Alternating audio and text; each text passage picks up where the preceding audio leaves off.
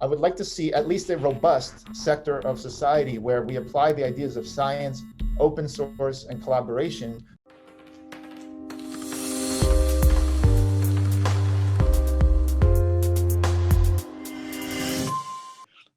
I just want you to summarize. There's a lot of criticism that you've delivered, and you gave us a little bit of a glimpse of what you believe is right for the future of the internet, especially given on ever-growing dependency that the world has on the internet and Internet of Things. Your recommendations, your basically ideas for this distributive internet for the next few years. Right. Okay, forget about the capitalism versus socialism debate. Okay, that's to distract you.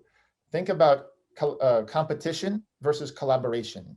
Science is always done by peer reviewing things, making sure that things pass muster before they're distributed to the public in journals. Open source projects make sure to review commits and pull requests before they put them in the main repository and distribute them to people.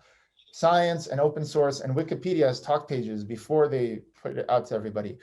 That's the kind of model I'd like to see. And that model does not need big outlays of capital the way that we have, let's say, in the pharma industry. Most of science proceeds in this way, but the pharma industry requires billions of dollars to be invested so that we can find, and look, that engine sometimes produces really cool results like Windows, right?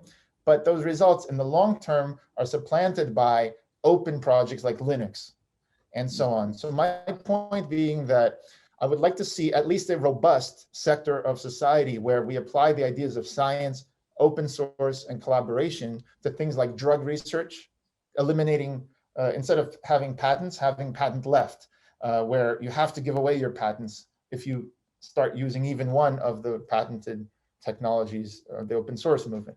Open source drugs, I would love to see electricity generation be done with solar panels and other decentralized ways, so it would be less vulnerable to an EMP or a Carrington event. I would like to see cell phone signals to go through mesh networks instead of having to go through specific cell phone carriers. I think the future is bright and much more decentralized, but we all have to build it. I'm just building one specific part of it. But you have a specific part. Well, thank you very much, Greg.